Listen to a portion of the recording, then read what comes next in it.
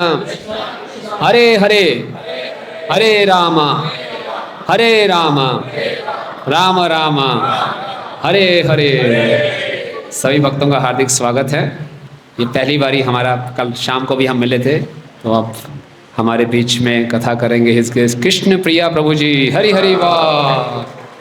प्रभु जी कृष्ण को भी प्रिय और हम सबको भी बहुत प्रिय हैं। और छोटा सा संक्षिप्त परिचय। प्रभु जी इस्कॉन आंदोलन से जुड़े 1984 में 1984। और बाय प्रोफेशन प्रभु जी एक MBBS डॉक्टर हैं और डॉक्टर भी हैं पूरे भारत के सबसे प्रमुख विशेष जो इंस्टीट्यूट है मौलाना आज़ाद मेडिकल कॉलेज ऑफ दिल्ली, जो दिल्ली में है, MAMC, जो बहुत प्रसिद्ध है, जिसमें एडमिशन लेना इतना आसान नहीं है, बहुत टफ है। तो प्रभु जी उस कॉलेज से पास आउट हैं और 1984 में इस्कॉन के संपर्क में आए और 85 में इनकी दीक्षा हुई परम पूज्य गोपाल स्वामी महाराज जी से। तो आप देखिए कितना अनुभव है, 40 साल तो उनकी दीक्षा को ही हो गए। और 40 वर्षों में इन्होंने गुरु महाराज की बहुत अंतरंग सेवा की। कोई डॉक्टर थे तो महाराज की मेडिकल केयर टीम में भी हैं थे, और जो भी बड़े बड़े सन्यासीगण आते थे उनको मेडिकल एडवाइस देना, उनका ध्यान रखना। साथ ही साथ प्रभु जी बहुत ही पावरफुल प्रीचर हैं और प्रभु जी के जो संदेश होते हैं, डिस्कोर्सेज होते हैं, बड़े straight forward, right from the heart, अपने पूरे साक्षात्कार से भरे हुए। और प्रभु जी 40 वर्ष 41 वर्ष इस्कॉन संस्था में हो गए। अक्सर हम देखते हैं जैसे जैसे हम पुराने होते जाते हैं, कुछ हमारी साधना में ढीलापन आना शुरू होता है, हमारे व्यवहार में ढीलापन आना शुरू होता है। ये प्रभु जी की एक विशेषता है, इतने वरिष्ठ होने के बाद भी बहुत विनम्र हैं और श्रवण में बहुत रुचि है। नए से नए भक्त से सुनना उनको अच्छा लगता है, उनके नोट्स बनाते, उनको डिस्कस करते हैं। हरिनाम में बहुत रुचि है। अगर मुझे आज्ञा दे तो मैं प्रभु जी का एक नियम बता दूं सबको, जैसे बहुत प्रेरणादायक नियम है कि प्रभु जी अभी भी 40 वर्षों के बाद ही प्रभु जी एक नियम रखते हैं कि जब तक 16 माला का जप नहीं कर लेंगे तब तक कुछ खाते नहीं हैं। ग्रेन्स नहीं खाते जब तक 16 माला का जप ना हो जाए। तो ये कितनी एक विशेष बात है, तो हम सबके लिए बहुत इंस्पायरिंग है। तो प्रभु जी ने कुछ जब मालूम चला कि हम लोग साउथ इंडिया टूर में आ रहे हैं तो उन्होंने इच्छा व्यक्त की, तो हमने कहा बिल्कुल निश्चित रूप से आपको हमें संग मिलेगा। तो हम सब बहुत सौभाग्यशाली। आइए प्रभु जी का हम स्वागत करें। हरे कृष्णा कृष्णा कृष्णा हरे हरे, हरे राम राम राम हरे। आप सबने कल बड़ा थकावट का दिन था और आज बहुत बढ़िया प्रसाद पाया है, तो बड़ी अनुकूल परिस्थितियां हैं। हवा चल रही है ठंडी ठंडी धीरे धीरे आंखें बंद होनी हो सकती हैं, लेकिन थोड़ा अलर्ट रहिए ताकि हम कथा का पूरा लाभ उठा सकें। हरे कृष्ण।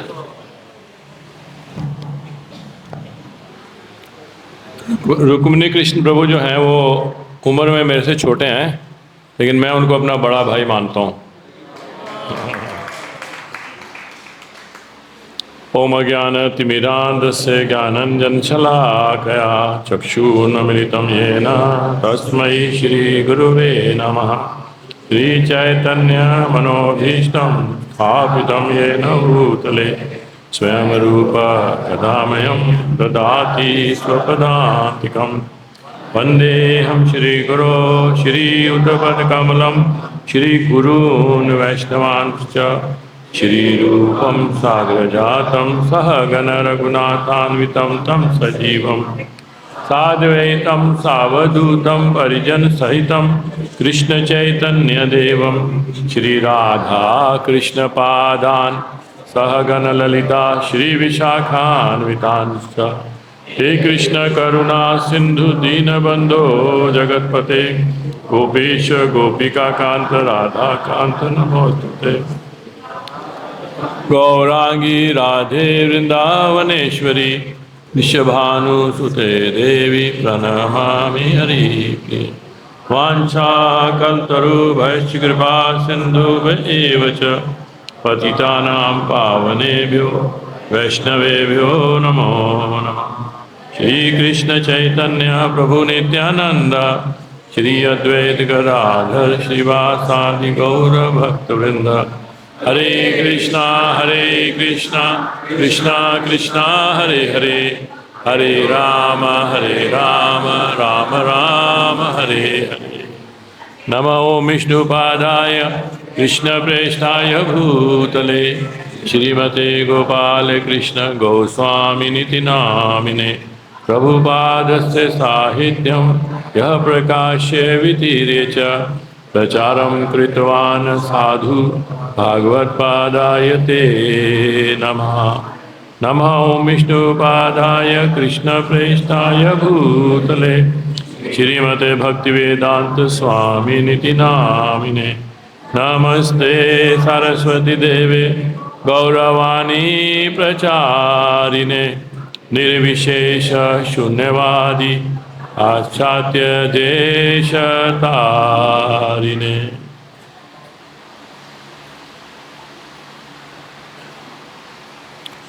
हरे कृष्णा। तभी हम कूर्म देव जी के दर्शन करके आ रहे हैं ना, कूर्म क्षेत्र से हैं, तो वहाँ पे आपने चैतन्य महाप्रभु के चरणों के भी दर्शन किए होंगे। तो भक्ति सिद्धांत महाराज जी ने उन सब जगहों पे कोशिश किया चरणों को स्थापित करने की जहाँ चैतन्य महाप्रभु गए हैं। चैतन्य महाप्रभु दक्षिण भारत की यात्रा में आए जगन्नाथपुरी से, तो इस जगह पे भी आए थे कूर्म क्षेत्र में। और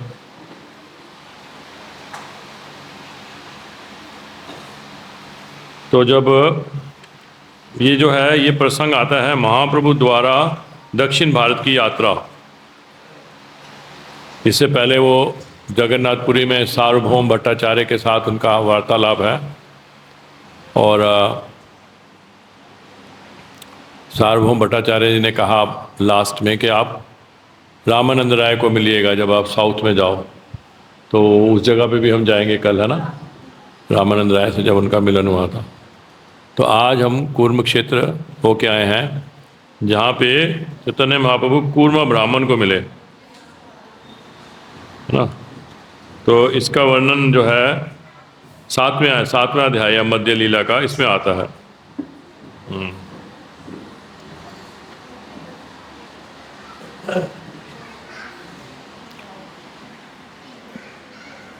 तो हालांकि सार्वभौम भट्टाचार्य जो हैं जब वो गए तो बेहोश से हो गए। आप सबको आवाज आ रही है? आवाज़ आ रही है? ओके।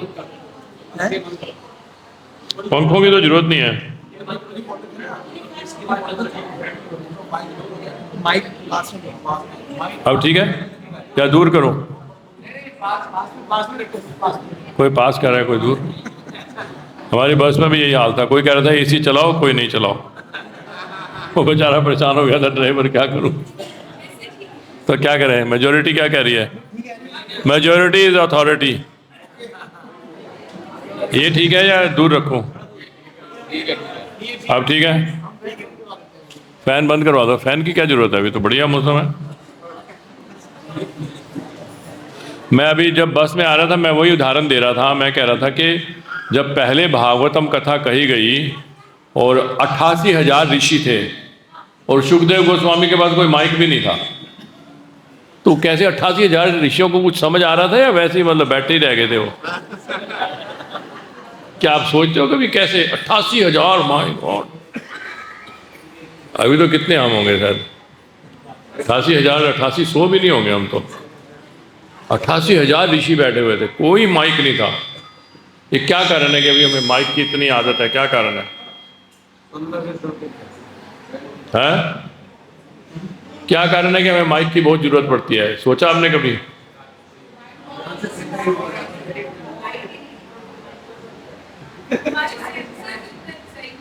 हाँ, यस, वेरी गुड, बहुत सारी बातें हैं, शाबाश। एक पॉइंट ये है, हमारी सेंसेस ब्लंट हो चुकी हैं, इतना इसको हम मिस यूज़ करते हैं ना।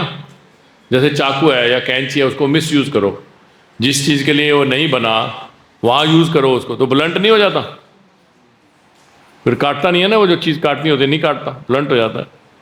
तो इसी तरह से हमारी जो सेंसेस जिन चीज़ों के लिए बनी है उनसे ना यूज़ करके हम ब्लंटली यूज़ करते हैं किसी भी चीज़ के लिए। कुछ भी खा लिया, कुछ भी सुन लिया, कुछ भी देख लिया, तो ब्लंट हो जाती हैं। फिर हमारी सेंसेस भगवान ने खास तौर से बनाई हैं कि हम भगवान को पकड़ सकें, भगवान से हमारा आदान प्रदान हो सके, उसी के लिए मनुष्य की सेंसेस बनी है।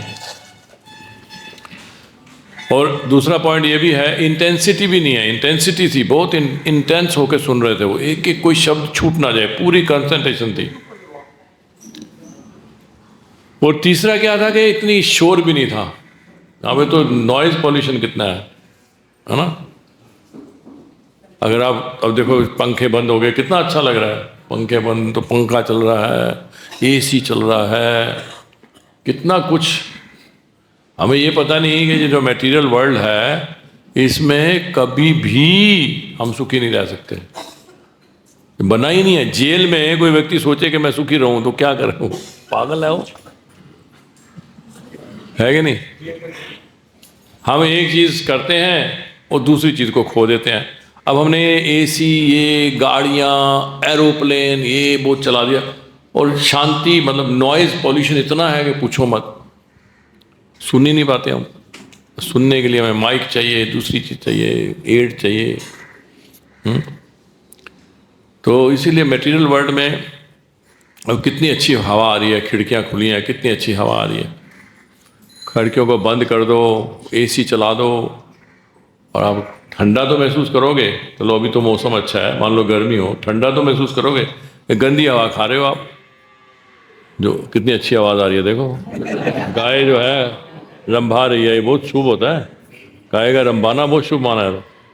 और शहरों में हमें आवाज़ सुनाई देती है, रंभाती भी होंगी तो सुनाई नहीं देती होंगी। हाँ, हॉर्न सुनाई देते हैं।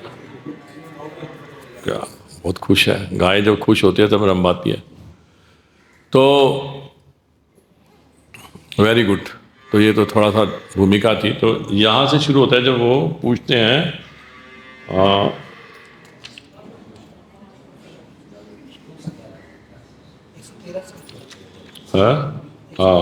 यस, यहाँ से पढ़ लेते हैं। क्या है, श्री चैतन्य महाप्रभु जिस जिस गांव में भिक्षा ग्रहण करने के लिए रुके वहीं अनेक लोग उनका दर्शन करने आए। भगवान श्री चैतन्य महाप्रभु की कृपा से सारे व्यक्ति उच्च कोटि के भक्त बन गए। बाद में वे शिक्षक या गुरु बने और उन्होंने संपूर्ण जगत का उद्धार किया। जो भी मिलने आए वो गुरु बन गए, है ना। इस तरह महाप्रभु भारत की दक्षिण सीमा तक गए और उन्होंने सारे प्रांतों के लोगों को वैष्णव बना दिया। श्री चैतन्य महाप्रभु ने नवद्वीप में अपनी आध्यात्मिक शक्ति प्रकट नहीं की, किंतु उन्होंने दक्षिण भारत में उसे प्रकट किया और वहां के सारे लोगों का उद्धार किया। श्री चैतन्य महाप्रभु अन्यों को किस तरह शक्ति प्रदान करते हैं उसे केवल वही समझ सकता है जो वास्तव में भगवत भक्त है और जिसे उनकी कृपा प्राप्त हो चुकी है। जो व्यक्ति महाप्रभु की असामान्य दिव्य लीलाओं में विश्वास नहीं करता उसका इस लोक तथा परलोक दोनों में विनाश हो जाता है।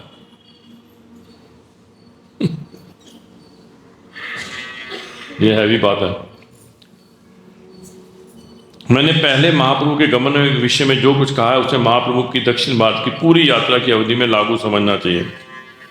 अब आया ये जैसे बता रहे हैं 113 से। तो पूरी दक्षिण की जब यात्रा की तो महाप्रभु सबके घरों में गए, प्रसाद लिया, जिनको भी उन्होंने अपना संग दिया वो गुरु बने हैं। बहुत प्रचार किया दक्षिण भारत में चैतन्य महाप्रभु ने।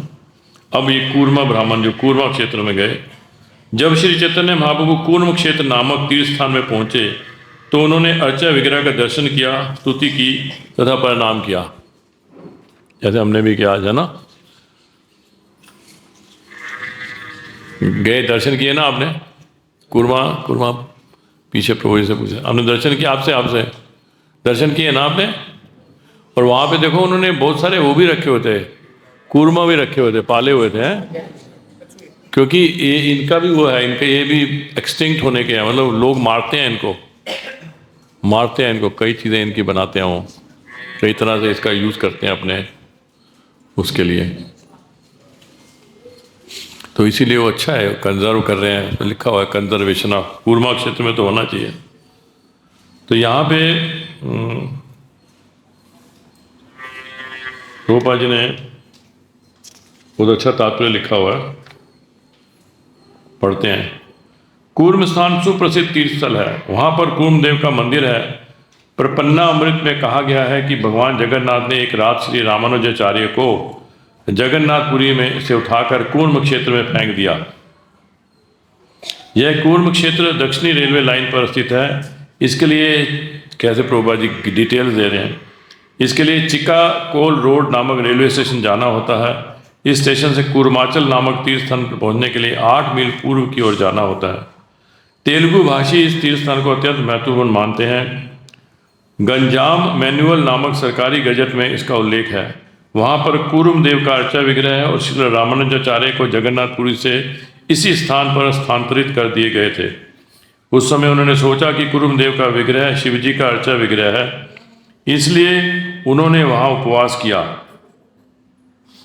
किंतु जब उन्हें बाद में पता चल लगा कि कूर्म विग्रह भगवान विष्णु का ही अन्य रूप है, तो उन्होंने कूर्म देव की भव्य पूजा का प्रबंध करा दिया। यह कथन प्रपन्नामृत अध्याय 36 में पाया जाता है। कूर्म क्षेत्र या कूर्म स्थान का यह पवित्र स्थल वास्तव में जगन्नाथपुरी में भगवान जगन्नाथ जी के प्रभाव से श्रीपाद रामानुजाचार्य द्वारा पुनः स्थापित किया गया था। बाद में यह मंदिर विजयनगर के राजा के प्रबंध में चला गया। देख लो, श्रील प्रभुपाद जी को सब ज्ञान है, सारा इतिहास सब कुछ ज्ञान है ना। अर्चा विग्रह की पूजा मध्वाचार्य संप्रदाय के वैष्णव द्वारा की जाती थी। इस मंदिर में कुछ शिलालेख हैं जो श्री नरहरि तीर्थ द्वारा लिखे गए बताए जाते हैं। ये मध्वाचार्य की गुरु शिष्य परंपरा में हुए हैं। श्रील भक्तिसिद्धांत सरस्वती ठाकुर ने इन लेखों का विवरण इस प्रकार दिया है। श्री पुरुषोत्तम यति अनेक विद्वान पुरुषों के शिक्षक के रूप में आविर्भूत हुए। वे भगवान विष्णु के प्रिय भक्त थे।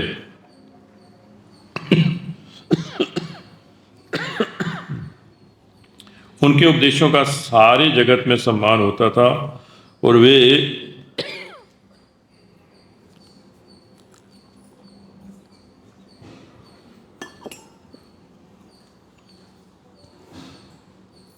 उन्होंने अनंत तीर्थ की दीक्षा दी और अनेक मूर्खों को संन्यास दिलाया तथा उन्हें अपने डंडे से दंड दिया।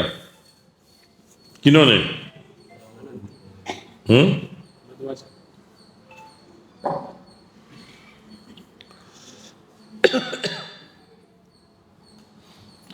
यहाँ पे श्री पुरुषोत्तम यति के बारे में बताया।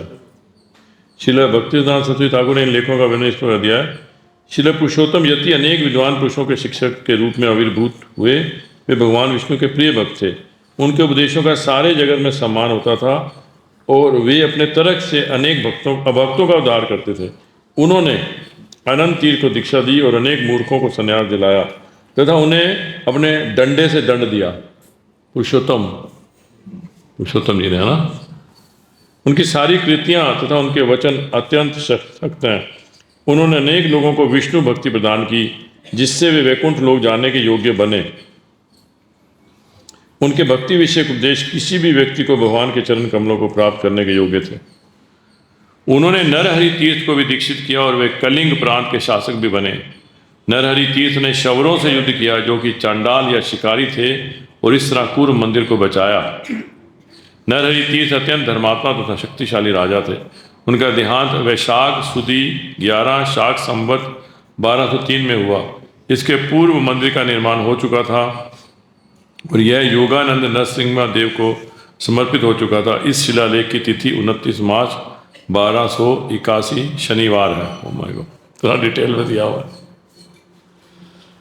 फिर उसके बाद 114 श्लोक में क्या बोल रहे हैं कृष्णदास कविराज जी? प्रेमावेशे हासी कांति नृत्य गीत कैला देखी सर्वलोकेर चित्ते चमत्कार हैला। चमत्कार। जब तक श्री चैतन्य महाप्रभु इस स्थान पर रहे वे यथावत अपने भगवत प्रेम के भावावेश में रहे और हंसते रोते नाचते तथा कीर्तन करते रहे। जो भी उन्हें देखता आश्चर्यचकित रह जाता। तो ये भाव जो है चैतन्य महाप्रभु प्रकट कर रहे थे, है ना। चैतन्य महाप्रभु ये जो है प्रेम के वश में हो गए। ये सारे उनके जो विकार हो रहे थे, है ना, क्या करते थे? भावावेश, हंसते थे, रोते थे, नाचते तथा कीर्तन करते रहे।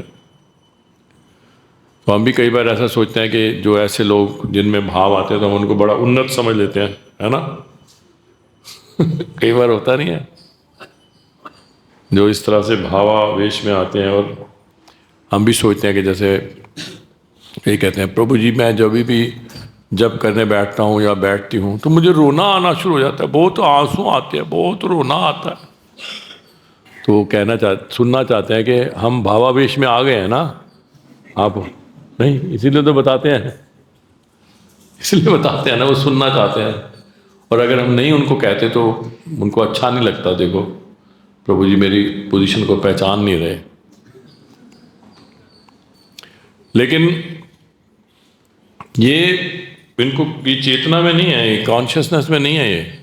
क्योंकि चैतन्य महाप्रभु को अगर कोई भगवान भी कहता था, कुछ भी उनकी तारीफ करते तो कानों में उंगली डाल के भागते थे वहाँ से, है ना। चैतन्य महाप्रभु थोड़ा चाहते थे कि उनको पूजा हो, उनकी प्रतिष्ठा हो।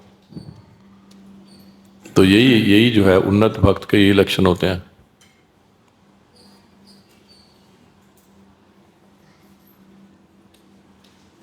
उन्नत भक्त के ये लक्षण होते हैं, क्योंकि वो पूजा प्रतिष्ठा नहीं चाहता। लेकिन जैसे हम देखते हैं हमारे गुरु महाराज भी व्यास पूजा में बैठते थे, पूजा होती थी उनकी, सब कुछ करते थे। तो ये जो भाव है ये भी एक बहुत ऊंचा भाव है। ये सेवा के रूप में लेते थे वो, कि मैं प्रभुपाद जी की सेवा कर रहा हूँ, प्रभुपाद जी के इंस्ट्रक्शन से, प्रभुपाद जी के आदेश के कारण मैं ये सेवा लिया, गुरु होने की सेवा कर रहा हूँ। वो कभी ये नहीं लेते थे कभी इसको मैं डिज़र्व करता हूँ या ये मेरे लिए है। तो इसलिए हमें बड़ा सावधान रहना चाहिए, क्योंकि ये जो पूजा प्रतिष्ठा जो है ना, ये तो इसी के पीछे लोग पागल रहते हैं। और भगवान जो है, भगवान हमें ऐसी कंडीशंस में डालते हैं ताकि हमारा जो ये अहंकार है वो टूटे। भगवान बीमारियां देते हैं हमें, है ना। कोरोना में देखो, जब कोरोना आया था लोग कितने बदल गए थे कोरोना के टाइम में। और हमारे भी जीवन में जब बीमारी आती है हमारा सीन चेंज हो जाता है। बड़ी प्रार्थना निकलती है, बड़ी अच्छी प्रार्थना निकलती है, बहुत सारी चीज़ें। और बुढ़ापे में जब हमें, तो ये जो भगवान दे रहे हैं बीमारी, बुढ़ापा और फिर मृत्यु, तो इन चीज़ों को हमें समझना चाहिए कि ये चीज़ें जो हैं ये नेचुरल होएं तो हमें पता ही नहीं लगेगा, लेकिन कॉन्शियसली जब हम करते हैं तो ये ठीक नहीं है। इन अद्भुत घटनाओं को सुनकर लोग वहाँ उनके दर्शन करने आते। जब वे महाप्रभु का सौंदर्य तथा उनकी भाव दिशा देखते तो वे आश्चर्यचकित रह जाते। दर्शने वैष्णव हैल बले कृष्ण हरि, प्रेमावेशे नाचे लोक उर्धव बाहु करी। तो चैतन्य महाप्रभु के दर्शन मात्र से लोग भक्त बन गए थे। वे कृष्ण तथा हरि एवं समस्त पवित्र नामों का कीर्तन करने लगे। वे सभी प्रेमावेश में मग्न होकर अपने हाथ ऊपर उठाकर नाचने लगे। तो ये होता है, यही हमें समझना है कि चेतना जो है वो प्रभावित करती है हमें पता नहीं लगता, लेकिन चेतना मतलब, इसीलिए हमें किसी का भी लेक्चर नहीं सुन लेना चाहिए। जैसे आजकल तो बड़ा आम है ना, बहुत ही आसान है, यूट्यूब में जाओ और उसमें डालो, और किसी का भी लेक्चर सामने आ जाएगा आपके, सुनो। लेकिन वो उसकी चेतना क्या है पीछे, वो उसका प्रभाव होगा आपके ऊपर। अगर कोई, जैसे अभी आज तो मुझे पता नहीं, भक्त लोग नाटक करेंगे ना आज, हैं डिवोटीज है ना, डिवोटीज है, बच्चे डिवोटीज नहीं होते। मैंने जब कहा भक्त लोग करेंगे तो आपने कहा बच्चे, मतलब बच्चे डिवोटी, वो ज़्यादा हमारे से बड़े डिवोटी है, पता है आपको। 3-4 प्ले है ना, बच्चों का भी बड़ा होगा। दो तीन प्ले हैं, वो वेरी गुड, एक का नहीं है, इसलिए कह रहे हैं बच्चों का। आज नहीं आज की बात कर रहा हूँ मैं कह रहा हूँ आज भक्त प्ले करेंगे, तो इन्होंने एकदम पकड़ लिया, नहीं बच्चे करेंगे, भक्त तो कल करेंगे। नहीं, हमें चिंता रहती है कि हमारे बच्चे भक्त नहीं है, ये चिंता नहीं रहती कि मैं भक्त नहीं हूँ। नहीं, बुरा नहीं मानना, बुरा नहीं, गृहस्थों का मैंने देखा है, ये मेरे पास आते हैं लोग, यही कहते हैं प्रभु जी मेरे बेटी को या मेरे बेटे को आशीर्वाद दो, भक्त बन जाए। मैंने कहा आप तो भक्त बन गए हो ना, तो बड़ा बुरा लगता है कि ऐसे क्यों कह दिया। है कि नहीं? गुरुजी बच्चे भक्त बन जाते हैं, बुरा लगता है। हाँ, आपको यस, ये सच्चाई है। सच्चाई है। इसलिए आप देखो, जितने भी फुल टाइम डिवोटीज हैं उनके बच्चे भक्त बनते नहीं है। नहीं समझ आई बात?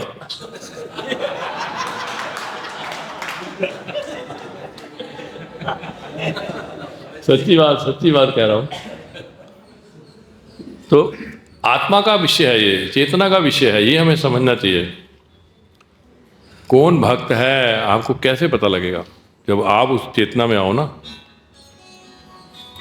जैसे गुरु महाराज तो पहचान लेते थे एकदम।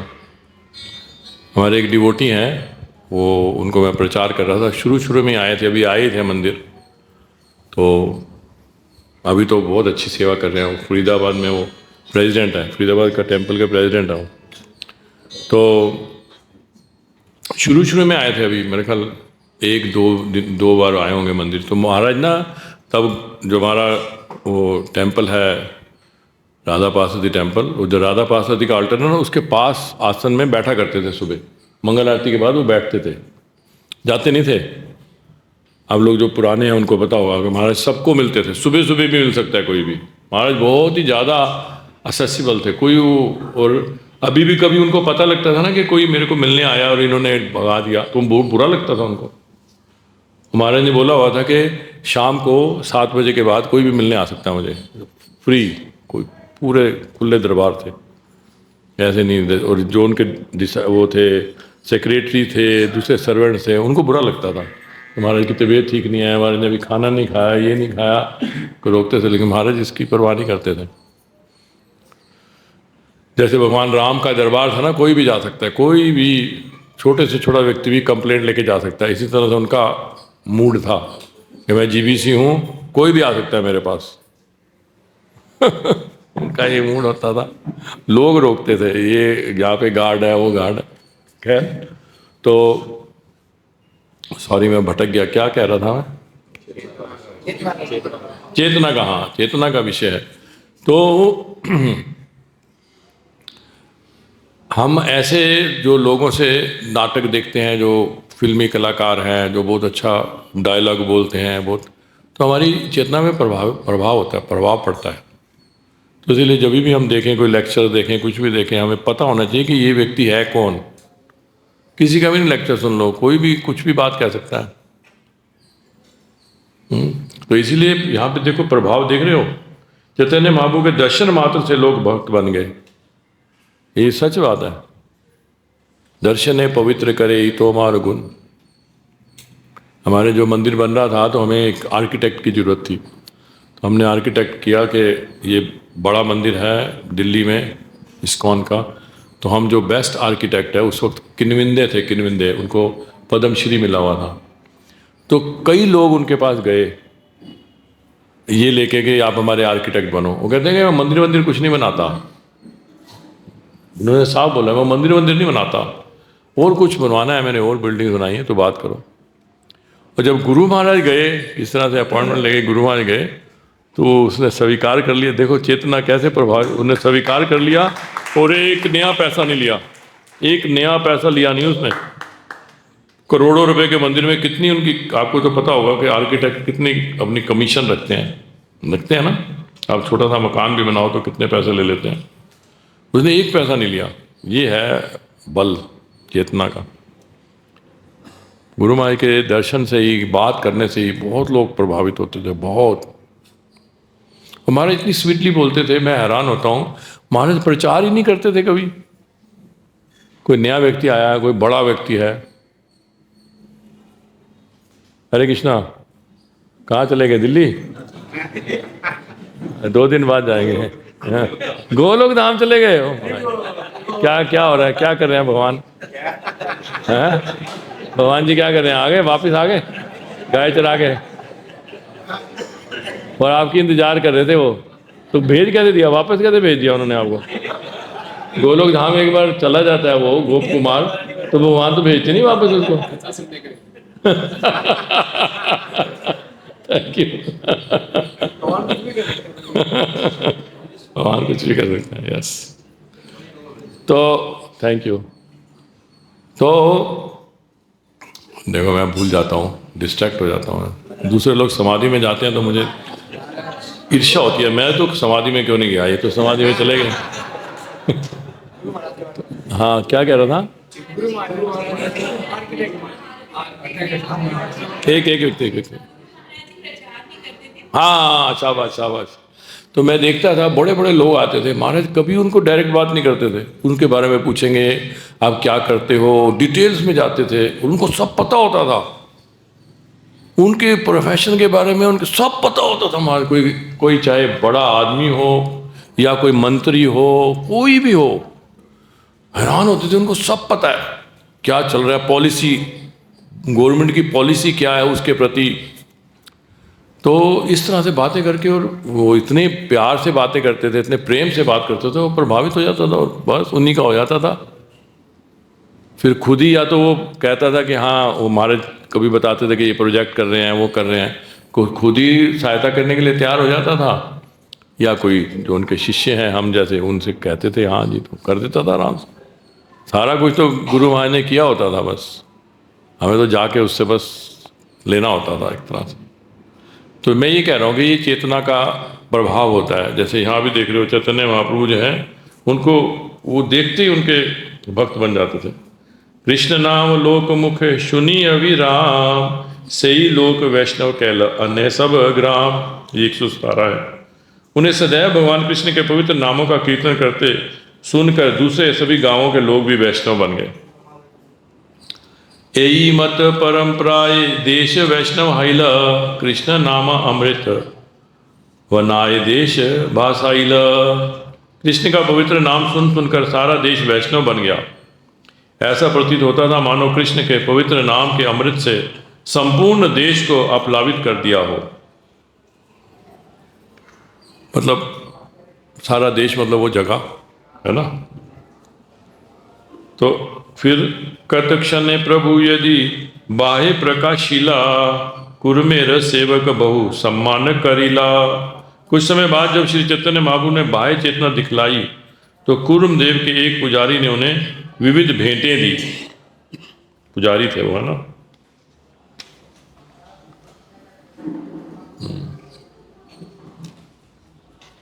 यही ग्रामे आए ताहा यही व्यवहार, एक ठाई कहिल ना कहिब आर बार। श्री चैतन्य महाप्रभु के प्रचार विधि का वर्णन मैं पहले ही कर चुका हूँ, अतः मैं उसे फिर से नहीं दोहराऊंगा। महाप्रभु जिस किसी गांव में जाते उनका व्यवहार वैसा ही रहता। तो जिस भी गांव में जाते, अब कूर्म का स्पेशली वो बता रहे हैं कि कुमदेव को बहुत ही इम्पोर्टेंट है, बहुत इम्पोर्टेंट है। आप लोग सब आंखें खोल लो, आंखें खोल लो सब, जिनकी आंखें बंद हैं नजर आ रहे हैं मुझे। पर मैं आपसे एक रिक्वेस्ट जरूर करूंगा कि आपके साथ अगर किसी की आंखें बंद हो रही हैं तो उसको, आपका फर्ज है कि उसकी आंखें आप ऐसे हिला के खोलो। क्यों, क्या कारण है बताओ? हाँ, वेरी गुड। ये तो आपको भी नींद आनी शुरू हो जाएगी। सच्ची बात है, अपने लिए करो। मैं तो नहीं सोना चाहता भैया, तू उठ जा, मैं सोना नहीं चाहता, क्योंकि तू सो रहा है। मैं, नींद तो बड़ी प्यारी सबको लगती है, मुझे, मैं भी उठ जाऊंगा। Thank you, thank you. तो अब ये क्योंकि बहुत इम्पोर्टेंट कथा है और ये हम गृहस्थों के लिए है, सब गृहस्थों के लिए महाप्रभु कह रहे हैं। क्या कह रहे हैं? कूर्म नामे से ही ग्रामे वैदिक ब्राह्मण, बहुश्रद्धा भक्त कैल प्रभुर निमंत्रण। एक गांव में कूर्म नाम का एक वैदिक ब्राह्मण था। उसने बड़े ही सत्कार तथा भक्ति से श्री चैतन्य महाप्रभु को अपने घर पर आमंत्रित किया, बहुत सत्कार से, बहुत। तो क्या घरे आनी प्रभुर कैल पाद प्रक्षालन, से ही जल वंश सहित करिल भक्षण। अपने सारे परिवार के साथ यह ब्राह्मण महाप्रभु को अपने घर ले आया। उसने उनके चरण कमल धोए और उस जल को परिवार सहित पिया। उसने भी पिया, परिवार ने भी पिया। अनेक प्रकार स्नेह भिक्षा कराइला, गोसाई शेषान सवंशे खाइला। फिर क्या किया? उस कूर्म ब्राह्मण ने महाप्रभु को बड़े ही स्नेह तथा आदर से सभी प्रकार का भोजन कराया। उसके बाद जो शेष बचा उसे परिवार के सारे सदस्यों सहित उसने खाया। फिर 124, यही पाद पद्म तोमार ब्रह्मा ध्यान करे, सही पाद व पद्म साक्षाती लग मोर घरे। फिर उस ब्राह्मण ने प्रार्थना करनी शुरू कर दी। फिर उस ब्राह्मण ने प्रार्थना करनी शुरू की, हे प्रभु, आपके जिन चरण कमलों का ध्यान ब्रह्मा जी करते हैं, वे ही चरण कमल मेरे घर में पधारे हैं। है ना? तो वो समझ गया कि ये भगवान श्री कृष्ण है और कोई नहीं है। प्रभु जी, मुझे समय का ध्यान नहीं रहेगा, कोई घंटी बजा दें मुझे। हाँ, 4:30 कर सकते हैं ना? Thank you, thank you, thank you, thank you, thank you, आधा घंटा, थैंक यू। फिर ब्राह्मण ने प्रार्थना करनी शुरू कर दी, हे प्रभु, आपके जिन चरण कमलों का ध्यान ब्रह्मा जी करते हैं, वे ही चरण कमल मेरे घर में पधारे हैं। फिर क्या कहते हैं, मोर भाग्य सीमा ना या एक कहन, आजी मोर शलाघ्य हैल जन्म कुल धन। हे प्रभु, मेरे महान सौभाग्य की कोई सीमा नहीं रही, इसका वर्णन नहीं किया जा सकता। आज मेरा परिवार, जन्म तथा मेरा धन सभी धन्य हो गए। सच बात है, बिल्कुल सही, सच्ची स्तुति कर रहा है, ऐसे कोई वो बटरिंग नहीं कर रहा है ना। तो इसी तरह से हमें स्तुति करनी चाहिए, है ना। स्तुति जो है वो कोई बहुत ज़्यादा नहीं हम बोलते कि ज़्यादा है ना। तो बिल्कुल ठीक बोल रहा है वो ब्राह्मण जी जो है। फिर क्या कहते हैं, कृपा कर प्रभु मोरे या तोमा संगे, सहिते न पारी दुख विषय तरंगे। उस ब्राह्मण ने श्री चैतन्य महाप्रभु से प्रार्थना की, हे प्रभु, आप मुझ पर कृपा दृष्टि करें और मुझे अपने साथ चलने दें। मैं अब और अधिक समय तथा भौतिक जीवन से उत्पन्न दुख की लहरों को सहन नहीं कर सकता, है ना। अब हमें कोई ऐसे कहे तो हम तो कहेंगे वो वेरी गुड, चलो चलो साथ चलो, नहीं फुल टाइम बन जाओ, फुल टाइम आ जाओ। चैतन्य महाप्रभु समझ रहे हैं कि कहाँ है, तो क्या कह रहे हैं। प्रभुपाद जी ने बहुत अच्छा इसका तात्पर्य लिखा, पढ़ेंगे, ठीक है ना। यह कथन सब पर लागू होता है, चाहे कोई कितना ही धनी अथवा समृद्ध क्यों न हो। नरोत्तम दास ठाकुर ने इस कथन की पुष्टि इस प्रकार की है, संसार विषा नले दिवानिशी हिया ज्वले। वे कहते हैं कि भौतिकवादी जीवन शैली से हृदय जलता रहता है। भौतिक जगत के दुख में जीवन जीने का कोई साधन ढूंढे नहीं मिलता। यह तथ्य है कि जहाँ तक धन की बात है, कोई अत्यंत सुखी हो सकता है और वह हर प्रकार से ऐश्वर्यवान हो सकता है, फिर भी उसे अपने शरीर तथा अपने परिवार के सदस्यों तक तथा आश्रितों के लिए उनके विषयों की पूर्ति का प्रबंध करना पड़ता है। अन्यों की आवश्यकताओं को पूरा करने के लिए उसे काफ़ी कष्ट उठाने पड़ते हैं। इसीलिए नरोत्तम दास ठाकुर विनती करते हैं, विषय छाड़िया कबे शुद्ध हवे मन।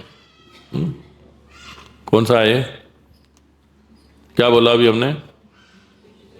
इनसे पूछ रहे हैं, क्या नाम है? नाम भूल गया प्रभु जी, आप तो बहुत पुराने भक्त हो। रसिक गौर, रसिक मोहन, हाँ आपका तो बहुत नाम सुना है, रसिक मोहन। कितने लोग बोल रहे थे रसिक मोहन, रसिक मोहन, रसिक मोहन। पुराने भक्तों मैं भी जानता हूँ आपको, रसिक मोहन। कितने साहब, बहुत बहुत पुराने भक्त, बहुत दिनों से देख रहा हूँ आपको। तो कहाँ क्या बात कर रहे थे हम, कहाँ पहुँचे हैं? हाँ, ये बात तो है। थैंक यू, ऑनेस्ट तो है ये, thank you very much, thank you. Guru Maharaj एक कथा सुनाया करते थे कि एक व्यक्ति था, उसको पूछा उसके गुरु ने कि आपके पिताजी का क्या नाम है। तो घर गया, माता ने कहा मेरे पास तो बहुत पुरुष आते थे, पता नहीं तुम्हारा पिता कौन है। तो जब गुरुजी ने दोबारा पूछा दूसरे दिन कि आपके पिता कौन है, उसने वही साफ बात बता दी। तो गुरु ने कहा तुम ब्राह्मण बनने योग्य हो, तुम सच तो कह सकते हो चाहे कितना भी कठोर हो, है ना। तो ये पक्के ब्राह्मण है, सच तो बोला। थैंक यू, थैंक यू रसिक मोहन। तो यहाँ पे कह रहे हैं विषय छाड़िया कबे शुद्ध हवे मन। अतः मनुष्य को भौतिकवादी जीवन शैली से मुक्त हो जाना चाहिए, उसे दिव्य आनंद के सागर में डूब जाना चाहिए। दूसरे शब्दों में भौतिकवादी जीवन शैली से मुक्त हुए बिना दिव्य आनंद का आस्वादन नहीं किया जा सकता। ऐसा लगता है कि कूर्म नामक ब्राह्मण भौतिक दृष्टि से अत्यंत सुखी था, क्योंकि उसने अपनी कुल परंपरा का वर्णन जन्म कुल धन कहकर किया है। अब धन्य होने पर वह सारा भौतिक ऐश्वर्य छोड़ना चाह रहा था। वह श्री चैतन्य महाप्रभु के साथ यात्रा करना चाह रहा था। वैदिक संस्कृति के अनुसार जब मनुष्य 50 वर्ष की आयु प्राप्त कर ले, ओ माय गॉड, हैवी है ये तो। कितने लोग हैं जो 50 वर्ष से ऊपर हैं? पीछे भी हैं, उन्होंने छोटा हाथ खड़ा किया है। अब सुन लो क्या कह रहे हैं प्रभुपाद जी। वैदिक संस्कृति के अनुसार जब मनुष्य 50 वर्ष की आयु प्राप्त कर ले तो उसे अपने परिवार त्याग कर शेष जीवन भगवान की सेवा में बिताने के लिए रखना चाहिए। अपने पोते पोतियों के साथ मजे से रहना चाहिए। ये लिखा हो कुछ और लिखा है तो दोबारा पढ़ता हूँ, गलत क्यों हो सकता, क्योंकि मेरा ध्यान ऊपर आ गया था, देखता हूँ। वैदिक संस्कृति के अनुसार जब मनुष्य 50 वर्ष की आयु प्राप्त कर ले तो उसे अपना परिवार त्याग कर शेष जीवन भगवान की सेवा में बिताने के लिए वृंदावन चले जाना चाहिए। अब क्या करोगे? हैवी हो गया है तो हैं? और मैं अपना बताऊं, मैं अपना अनुभव बताऊं, मैं बहुत लोगों को जानता हूं जिनके फ्लैट हैं वृंदावन में, लेकिन वो कभी भी जाते नहीं है वृंदावन। और मैं बहुत लोगों को जानता हूं जिनके कुछ भी नहीं है वृंदावन में, और वृंदावन में रहते हैं। कार्तिक के महीने में रहेंगे, जब मौका लगेगा रहेंगे। ऐसा क्यों है? तो मकान मत खरीदो, मकान खरीदने से राधा रानी खुश नहीं होती। उसकी ज़मीन है, आप खरीद ले, अपना मेरा हक है जी। हमारे 6 गोस्वामी थे, उन्होंने कौन सी ज़मीनें खरीदी? उनके पास पैसा नहीं था। ओहो, वेरी गुड प्रभु जी, उस समय की बात है, पैसा नहीं था। अभी तो बहुत पैसा है। सच बात है? तो पेड़ों के नीचे क्यों रहते थे फिर? मैंने सुना है कि उन्होंने घर ही नहीं बनाया था, हर रोज एक पेड़ के नीचे रहते थे। ऐसा क्यों है? आसक्ति ना हो जाए फिर।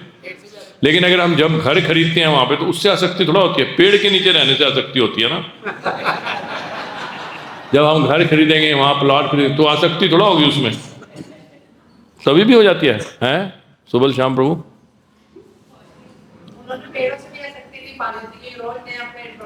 फिर हम घरों से पालते हैं। सारा वृंदावन का वातावरण खराब करके रख दिया उन लोगों ने, जिन्होंने ये सारे फ्लैट खरीदे हैं।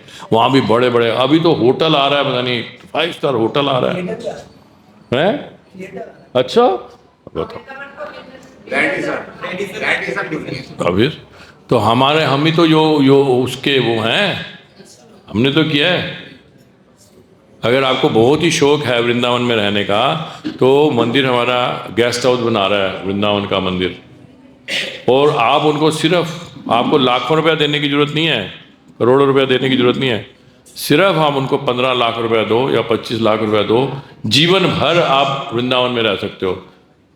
जीवन भर तो आप रहने की वैसे ही नहीं है, मतलब जब कार्तिक में रहना हो, महीने 2 महीने, जब भी आप रहना हो, जीवन भर का मतलब है कि जब भी आपका मन करेगा आपको वहाँ जगह मिल जाएगी, जिन्होंने वो रूम स्पॉन्सर किया है ना। तो इसलिए एक बार और पढ़ूंगा, ध्यान से सुनो आप एक बार और। वैदिक संस्कृति के अनुसार जब मनुष्य 50 वर्ष की आयु प्राप्त कर ले तो उसे अपना परिवार त्याग कर शेष जीवन भगवान की सेवा में बिताने के लिए वृंदावन चले जाना चाहिए। अब कूर्म को क्या कह रहे हैं? कूर्म को क्या संदेश दे रहे हैं? प्रभु कहे ऐछे बाल कबू ना कहीबा, ग्रहे रही कृष्ण नाम निरंतर लईबा। श्री चैतन्य महाप्रभु ने उत्तर दिया, अब फिर से ऐसा मत कहना, अच्छा यही होगा कि तुम घर पर रहो और सदैव कृष्ण नाम का जप करो। अब प्रभुपाद जी समझा रहे हैं इस बात को बहुत सुंदर तरीके से। प्रभुपाद जी के क्या तात्पर्य हैं? शीला प्रभुपाद के इस कलयुग में सहसा अपना परिवार त्यागने की सलाह नहीं दी जाती, क्योंकि लोगों को ब्रह्मचारियों तथा गृहस्थों के रूप में समुचित प्रशिक्षण नहीं दिया जाता है ना। जो ब्रह्मचारी अगर अच्छा है ना तो वो गृहस्थ अच्छा बनेगा। अगर आप चाहते हो कि आपके बच्चे अच्छे गृहस्थ बने तो पीबीटी की ट्रेनिंग दो उनको, पहले प्री ब्रह्मचारी ट्रेनिंग, जैसे दक्ष ने किया। दक्ष के 10,000 लड़के हुए तो भेज दिया जंगल में, जाओ तपस्या करके आओ, फिर गृहस्थ में जाओगे, है ना। तो इसीलिए प्रभुपाद जी वही बात कह रहे हैं। इसीलिए श्री चैतन्य महाप्रभु ने उस ब्राह्मण को सलाह दी कि वह अपना पारिवारिक जीवन त्यागने के लिए इतना उत्सुक न हो। अच्छा यही होगा कि वह गृहस्थ बना रहे और किसी गुरु के निर्देशन में हरे कृष्ण महामंत्र का नियमित कीर्तन करके शुद्ध बनने का प्रयास करे। यही श्री चैतन्य महाप्रभु की शिक्षा है। यदि हर कोई इस शिक्षा का पालन करे तो फिर संन्यास लेने की कोई आवश्यकता नहीं है। अगले श्लोक में श्री चैतन्य महाप्रभु ने सबको सलाह दी है कि वे निरपराध भाव से हरे कृष्ण मंत्र का कीर्तन करके तथा जो भी व्यक्ति मिले उसे इसी नियम की शिक्षा देकर आदर्श गृहस्थ बने। आदर्श गृहस्थ ही वानप्रस्थी बन सकता है। अगर आदर्श गृहस्थ नहीं बनेंगे तो वानप्रस्थ में नहीं जाएंगे, संन्यास तो बहुत दूर की बात हो गया। वानप्रस्थ तो ले लें, वानप्रस्थ लेने के लिए हमें आदर्श गृहस्थ बनना पड़ेगा। आगे बहुत ही महत्वपूर्ण श्लोक है, सबको आता होगा ये तो। यारे देख तारे कह कृष्ण उपदेश, आमर आज्ञा ये गुरु यहाँ तारई देश। हर एक को उपदेश दो कि वह भगवद गीता तथा श्रीमद् भागवत में दिए गए भगवान श्री कृष्ण के आदेशों का पालन करे। इस तरह गुरु बनो और इस देश में हर व्यक्ति का उद्धार करने का प्रयास करो। अंतर्राष्ट्रीय कृष्ण भावना संघ का यही उत्कृष्ट देश है। बहुत से लोग आकर पूछते हैं कि क्या इस संघ में सम्मिलित होने के लिए परिवार का त्याग करना आवश्यक है, किंतु यह हमारा उद्देश्य नहीं है। मनुष्य अपने घर पर सुखपूर्वक रह सकता है। हम तो हर एक से इतना ही अनुरोध करते हैं कि महामंत्र हरे कृष्ण कृष्ण कृष्ण हरे हरे, हरे राम राम राम हरे हरे का जप करो। यदि वह कुछ पढ़ना जानता है और भगवद गीता यथारूप तथा श्रीमद् भागवत पढ़ सकता है तो और भी अच्छा। अब इन ग्रंथों के अंग्रेजी अनुवाद भी उपलब्ध हैं और ये अत्यंत अधिकृत रूप में किए गए हैं, इसलिए वे सभी वर्गों के लोगों को अच्छे लगते हैं। तो इंग्लिश में भी है, जैसे हमारे साक्षी नारायण प्रभु हैं तो प्रोफेसर हैं तो इंग्लिश में ही पढ़ पाओगे, हिंदी में तो नहीं पढ़ पाओगे ना। दोनों पढ़ लेते हैं, वेरी गुड, बहुत भाग्यशाली हो। तो अभी क्या कह रहे हैं प्रभुपाद जी, सुनो भी पढ़ते हो, सुनो भी, शाबाश। तो प्रभुपाद जी कह रहे हैं अब इन ग्रंथों के अंग्रेजी अनुवाद भी उपलब्ध हैं और ये अत्यंत अधिकृत रूप से किए गए हैं, इसलिए वे सभी वर्गों के लोगों को अच्छे लगते हैं। भौतिक कार्यकलापों में ही निमग्न रहने के बजाय सारे विश्व के लोगों को इस आंदोलन का लाभ उठाना चाहिए। इस आंदोलन का लाभ उठाना चाहिए। लाभ उठाने के लिए चाहे हमें खड़ा भी होना पड़े तो खड़े हो जाना चाहिए। शर्म नहीं करनी चाहिए, सारे बैठे हुए हैं मैं क्यों खड़ा हूं, नहीं, लाभ उठाने के लिए कुछ भी करना चाहिए, ये मतलब है प्रभुपाद जी का। यस। और घर में रहते हुए अपने परिवार सहित हरे कृष्ण महामंत्र का कीर्तन करना चाहिए। मनुष्य को अवैध संबंध, मांसाहार, जुआ तथा नशे जैसे पाप कर्मों से भी बचना चाहिए। इन चारों में से अवैध संबंध अत्यंत पापमय है। हर व्यक्ति को विवाह करना चाहिए।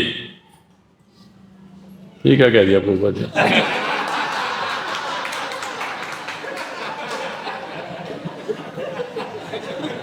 इसका मतलब ये है, मैं बताता हूं, इसका मतलब ये है कि जो ब्रह्मचारी रहना चाहता है, जैसे हमारे गुरु महाराज ने प्रभुपाद जी के साथ विवाह कर लिया था, पता है आपको? नहीं पता? मुंदरी नहीं डालते थे, देखा नहीं आपने? वो प्रभुपाद जी को अपना पति स्वामी मानते थे। तो जो वैसे नहीं विवाह करना चाहता तो गुरु से विवाह कर ले। संबंधी तो बनाना है। गुरु मेरे पति हैं, गुरु स्वामी है ना, हम तो सारे प्रकृति हैं ना। तो यही कह रहे हैं प्रभुपाद जी, हर व्यक्ति को विवाह करना चाहिए। आगे क्या कह रहे हैं?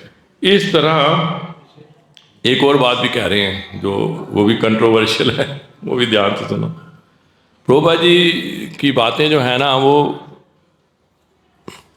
प्रभुपाद जी चाहें तभी समझ सकते हैं हम। बहुत महान, बहुत उन्नत वैष्णव हैं, बहुत उन्नत आचार्य हैं वो। तभी तो वृंदावन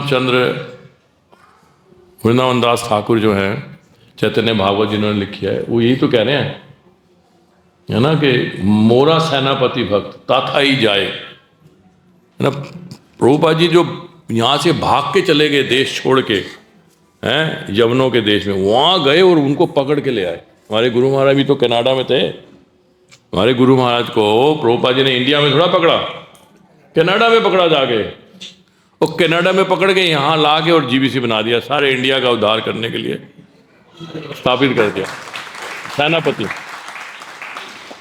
सेनापति। तो क्या कह रहे हैं हम? इसलिए कह रहे हैं यदि स्त्रियों की संख्या पुरुषों से अधिक है, अच्छा वो दूसरी बात कह रहे हैं, विशेष रूप से हर स्त्री को अवश्य विवाह करना चाहिए।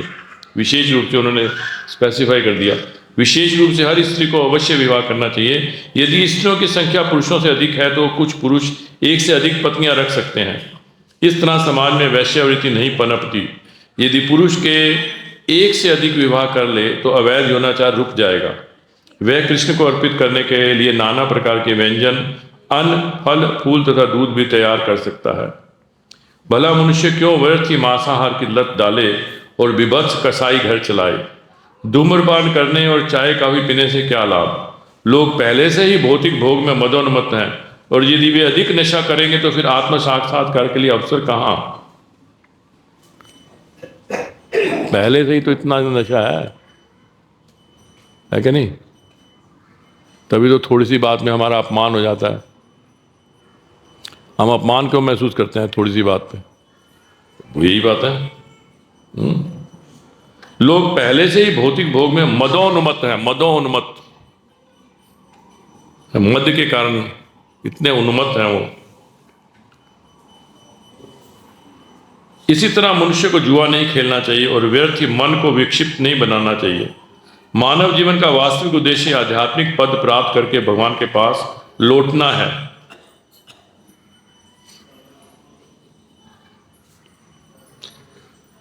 आध्यात्मिक साक्षात्कार का यही सार है। आध्यात्मिक साक्षात्कार का यही सार है कि हमें लौटना है भगवान के पास। और ये मनुष्य शरीर जो है अलग है, 84 लाख योनियों में से अलग शरीर है। ये कैसे पता लगेगा ये अलग है? कोई बताएगा? कैसे समझें इसको कि ये मनुष्य शरीर सिर्फ हमें भक्ति के लिए ही मिला है?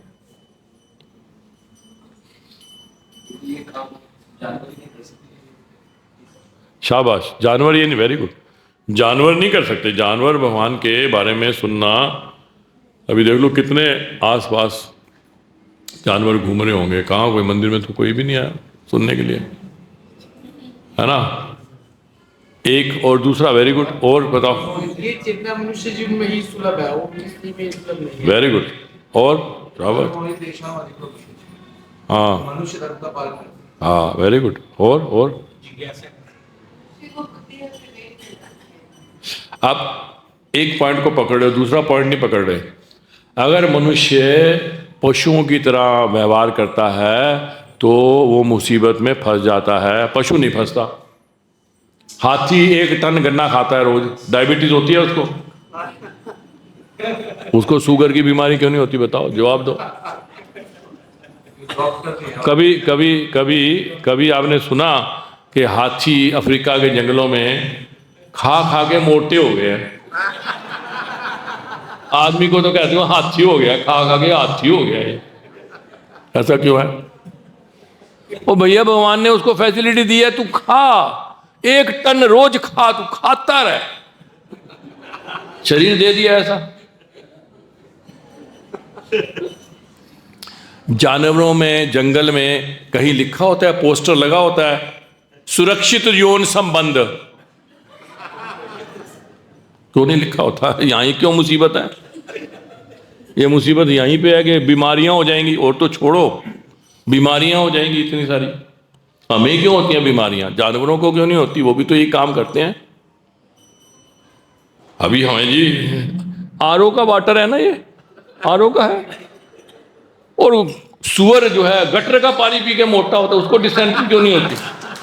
हम इतना तो आरओ का है, डिक्शनरी है, ये हमारे साथ ही सारी मुसीबतें क्यों हैं?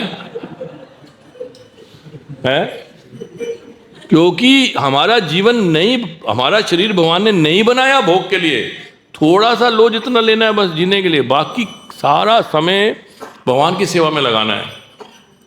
यही तो कह रहे हैं प्रभुपाद जी, और क्या कह रहे हैं? यही बात तो कह रहे हैं।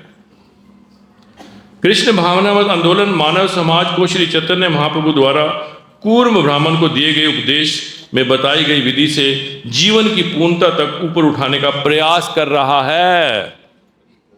इस्कॉन यही तो प्रयास कर रहा है।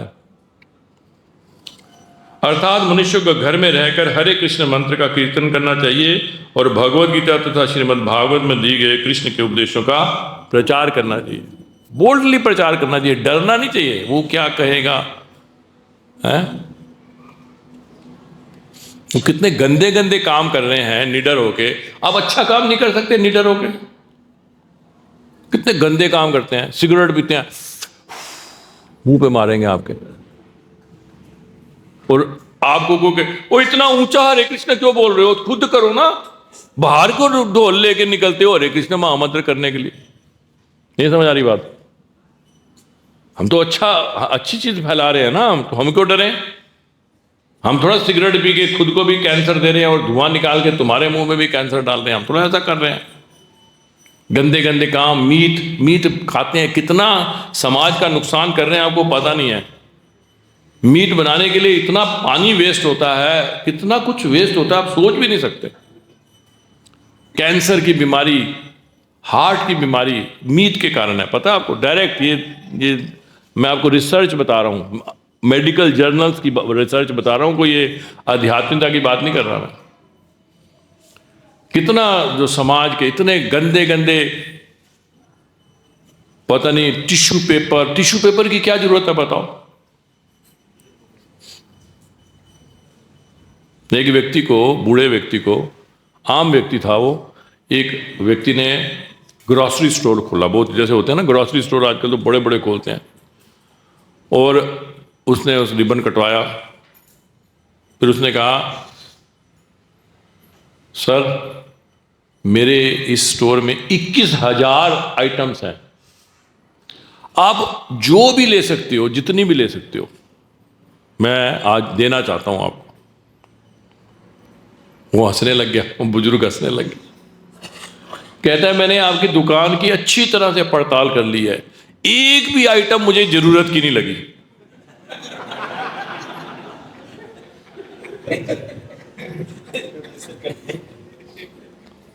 और मैं भी जब लोगों के घर में जाता हूं तो घर में तो चीजें आती हैं, लेकिन कई बार जब मैं उनके वॉशरूम में जाता हूं तो मैं हैरान हो जाता हूं। मैं कहता हूं इनकी दुकान क्यों खोली हुई है? यहाँ पे वॉशरूम दुकान खुली होती है वहां, तरह तरह की, पता नहीं क्या, मुझे तो कई चीजें समझ भी नहीं आती। कितनी बोतल है? वही कहना चाह रहा है बुजुर्ग, वो बुजुर्ग वही कहना चाह रहा है। ये एडवर्टीजमेंट करके हमें बुद्धू बना रहे हैं। ये तो प्रभुपाद जी ने बचाया है हमें, हम भी इन्हीं चक्रों में थे, हम भी उसी रास्ते पे चल रहे थे कि यही है उन्नति। उन्नति यही है, उन्नति नहीं है ये। उन्नति ये है कि सारा घर बार छोड़ के रूप गोस्वामी, सनातन गोस्वामी की तरह सारा पैसा दे के, बांट के, इधर उधर, और चले जाओ वृंदावन में और पेड़ों के नीचे रहो। ये है उन्नति, ये उन्नति है मनुष्य जीवन की। ना कि देखो जी छोटा सा आदमी था, आज देखो प्रधानमंत्री बन गया है। उन्नति थोड़ा है ये। नहीं समझ में आई बात? नहीं आ रही समझ में? यही प्रभुपाद जी हमें समझा रहे हैं, यही देना चाहते हैं संदेश। सिंपल लिविंग, हाई थिंकिंग, विचार रखो ऊंचे। मनुष्य का मतलब है ऊंचे विचार रखो, इसीलिए तो मनुष्य जीवन मिला है। जीना क्या है? जीना तो जी लो, कैसे भी जी लो, झोपड़ी में जी लो, क्या दिक्कत है? थोड़ा सा और पढ़ेंगे, बस 5 मिनट है, खत्म करेंगे। श्री चैतन्य महाप्रभु ने कूर्म ब्राह्मण को यह भी उपदेश दिया, यदि तुम इस उपदेश का पालन करोगे तो तुम्हारा गृहस्थ जीवन तुम्हारी आध्यात्मिक प्रगति में बाधक नहीं बनेगा। कहते हैं ना प्रभु जी हम गृहस्थ हैं, हम कैसे प्रगति करें? चैतन्य महाप्रभु खुद ही बोल रहे हैं, दोबारा पढ़ देता हूँ। श्री चैतन्य महाप्रभु ने कूर्म ब्राह्मण को यह भी उपदेश दिया, यदि तुम इस उपदेश का पालन करोगे तो तुम्हारा गृहस्थ जीवन तुम्हारी आध्यात्मिक प्रगति में बाधक नहीं बनेगा। क्योंकि गृहस्थ आश्रम है ना, गृहस्थ भी तो आश्रम भगवान ने ही बनाया ना। थोड़ा गृहस्थ आश्रम कोई बाहर से इंपोर्ट किया हमने, भगवान ने कहा है चतुर्वर्ण्यम मया सृष्टम गुण कर्म विभाग सा, भगवान ने बनाया ये आश्रम। यदि तुम इन नियमों का पालन करोगे तो हम पुनः यहीं मिलेंगे अथवा तुम मेरा साथ कभी नहीं छोड़ोगे। फिर कहा यही मत यार घरे करे प्रभु भिक्षा, सही ऐसे कहे तारे कराई शिक्षा। श्री चैतन्य महाप्रभु ने जिस किसी के घर में प्रसाद ग्रहण करके भिक्षा लेते हुए उस घर के रहने वालों को अपना संकीर्ण आंदोलन में सम्मिलित करते और उन्हें वैसी ही शिक्षा देते जैसी कि कूर्म ब्राह्मण को दी।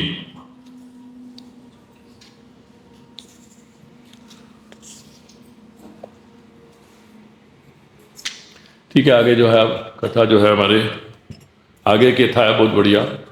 वासुदेव वेपर की, हमारे जो है प्रिय इस ग्रेस रुक्मिणी कृष्ण प्रभु, जल्दी इनका नाम बदल जाएगा।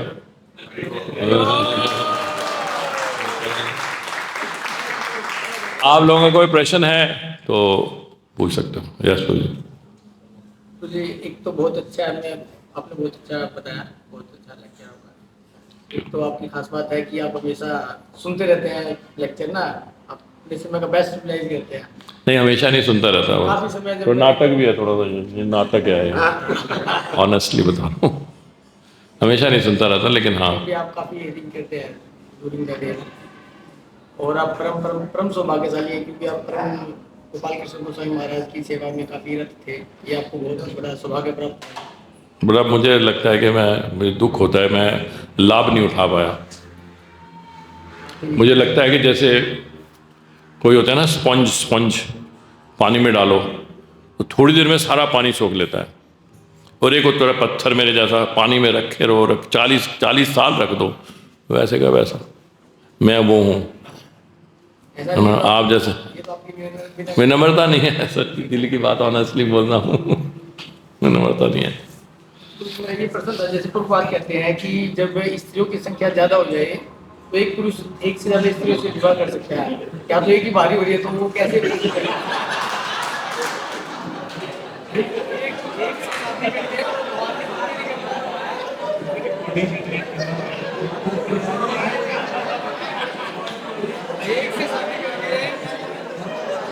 ये रिकॉर्ड कर रहे हो अब, ये रिकॉर्ड हो रही है, रिकॉर्ड हो रही है, ये ऐसे सोच समझ के बोलो।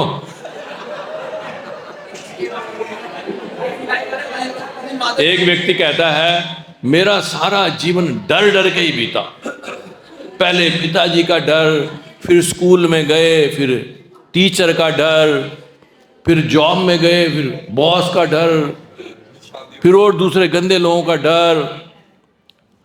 तो वो बोलता है जो सुन रहा था, तो पत्नी का नहीं तुमने बताया, पत्नी का नाम नहीं लिया। कहता डर के मारे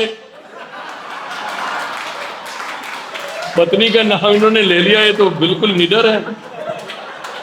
पत्नी का नाम ऐसे कैसे ले सकता है पब्लिक में? देखो मैं आज तक नहीं ले पाया। एक छोटा सा बच्चा था, कहते हैं पापा मैं इतना बड़ा कब बनूंगा कि कोई काम मैं मम्मी के पूछे बिना कर लूंगा। मम्मी ने क्या जवाब दिया, ओ पापा ने क्या जवाब दिया, पापा से पूछा, पापा इतना बड़ा तो अभी तक मैं नहीं हुआ। अरे अब स्त्री शक्ति को ऐसे कैसे ललकार रहे हो? आप पूछो, आप पूछो, ये तो थोड़ा मजाक था। बोलो। एक आपने पॉइंट बताया कि जब जन्म मृत्यु बुढ़ापा बीमारी नेचुरल आते हैं ना, तो इससे आदमी मतलब डरता नहीं, मतलब है नहीं रहता। ये मृत्यु नेचुरल कैसे आ सकती है? नहीं, मैं ये कहना चाह रहा था, ये जो चीज़ें भगवान ने दी हैं हमें, जो हमें लगता है कष्ट है, जन्म, बीमारी, बुढ़ापा, मृत्यु, तो ये जो है ये भगवान हमें हम्बल करने के लिए देते हैं, हम्बल, नम्र बनाने के लिए। जब बीमारी आती है तो अपने आप हम्बल हो जाओगे ना आप। जैसे मेरा हम्बल कितना हो गया था प्रभु जी, पता है मेरा हाथ, एक याद है ना आपको, मेरे हाथ ऐसे ही हो गया था, हमने देखा कितने दिन, अपने आप ह्यूमिलिटी, मैं उठा ही नहीं पा रहा था, कुछ सामान नहीं हाथ से उठा पा रहा था, कितनी दिक्कत हो गई थी। तो हम्बल हो जाता है ना आदमी। इरिटेट होके कई बार मुझे गुस्सा ही बढ़ जाता है, कई बार इसका अपोजिट भी हो जाता है, ये भी हो जाता है। ये सच्चाई बता रहा है। नहीं, बिल्कुल ठीक बोल रहे हैं, इसलिए बुढ़ापे में गुस्सा ज़्यादा आता है। श्रील प्रभुपाद जी को एक बार भक्ति चारू स्वामी महाराज ने बताया ये बात। भक्ति चारू स्वामी महाराज प्रभुपाद जी की सेवा कर रहे थे, काफ़ी दिनों से सेवा कर रहे थे।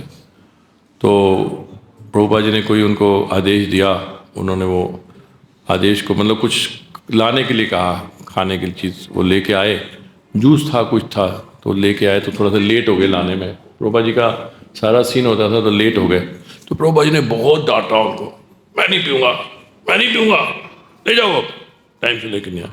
तो बड़ी रिक्वेस्ट की, नहीं पिया उन्होंने। फिर आखिर में उन्होंने खैर पी लिया।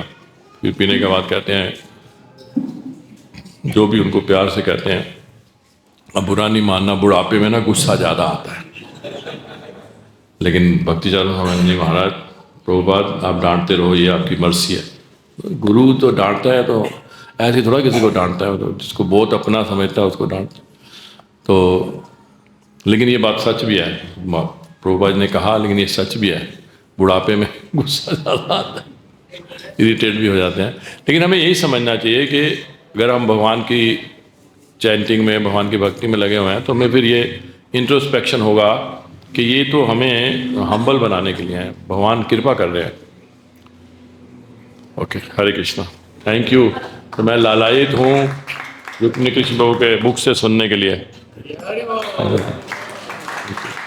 तो अभी पता नहीं क्या प्रोग्राम है, पहले ड्रामा है या? ओके ओके, पहले ड्रामा, आपका मनोरंजन का ध्यान रखा गया है।